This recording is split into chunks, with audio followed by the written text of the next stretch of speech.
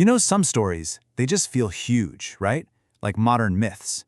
Today, we're jumping into one of those, a parable about a clash of titans. But this is way more than just a fight. It's a story that really makes you ask, what is true strength? So let's get into it. And right out of the gate, we get this, a powerful, kind of shocking statement that just hangs in the air and sets the tone for everything. This isn't about being beaten. It's about a choice, an ultimate sacrifice. So you know, right away, this is going to be something special. So, the scene is set in a city that's already in ruins, where the sky itself is described as a canvas of violence. It's right here that two absolutely cosmic forces are about to collide, and you can just feel the entire world holding its breath. Okay, so let's meet the fighters. On the left, you've got the hero of our story, the Torchbearer, also known as the Traveler, an Emerald God. And on the right, his opponent, the Boy of Steel, also just called the Monster. And what kicks this whole thing off? A single, arrogant insult. The monster looks at this god and calls him a cheap imitation. And that one insult, that takes us right to the core of this whole thing. See, this isn't really about who can punch harder.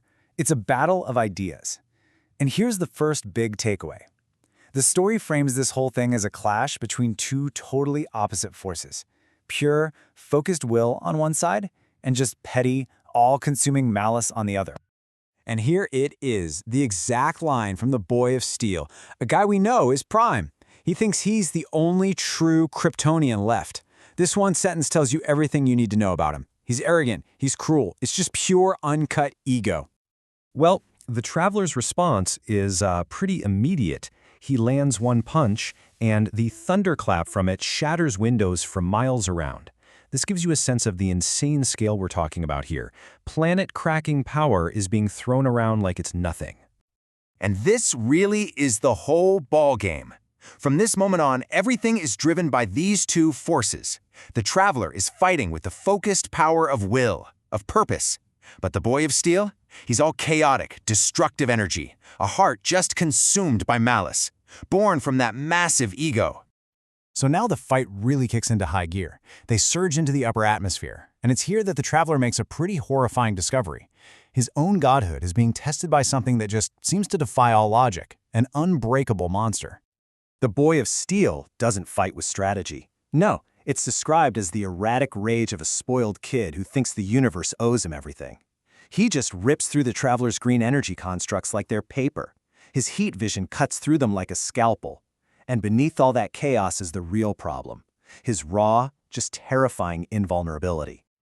I mean, the Traveler is landing hits that could level continents. He is pouring every last bit of his divine power into this fight, pushing himself to the absolute limit.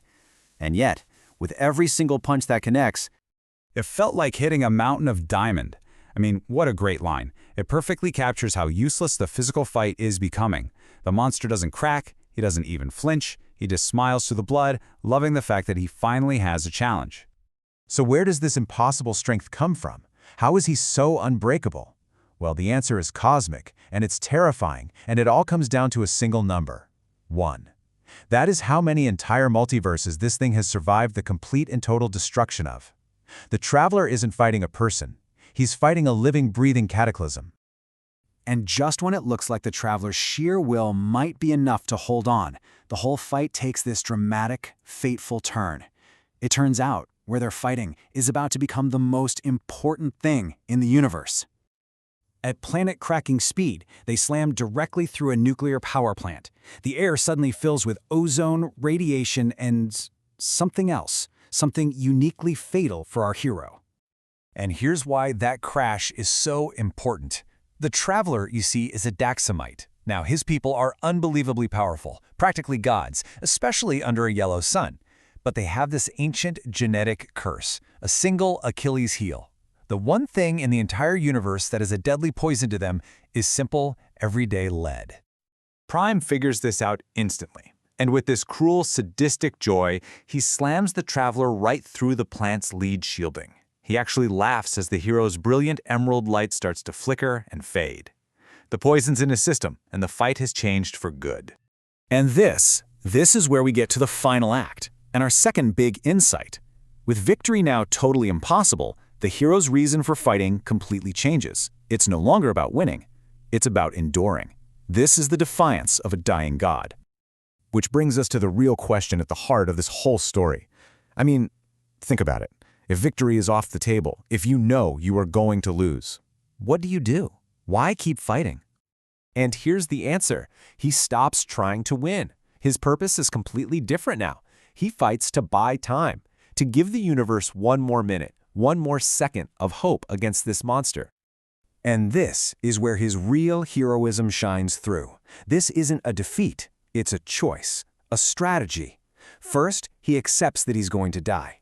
Second, he becomes an immovable object, a wall of pure, stubborn, agonizing will. And third, he uses that wall to do the one thing he still can, slow the tyrant down. So let's look at what happened after, and what this whole story tells us about how you measure a hero. It seems to be saying that honor isn't found in winning, but in how you fight the battle. I mean, this final scorecard really says it all, doesn't it? The Boy of Steel is the winner, yeah, but he's also bloodied, frustrated, and, this is key, he's been delayed. And the Torchbearer? He's physically defeated, his body full of poison, but in that sacrifice, he is triumphant. And that's the beautiful ending here. The big prophecy about the Torchbearer wasn't about him winning a war or killing a monster. It was fulfilled in the moment he chose to sacrifice himself instead of trying to survive, leaving behind a trail of that green light for others to follow. And that leaves us with the final, powerful message of this whole parable. The ultimate takeaway is this: will is measured not by what you can destroy, but by what you can endure. True strength, real strength, isn't about the power you can dish out. It's about what you can withstand for something bigger than yourself.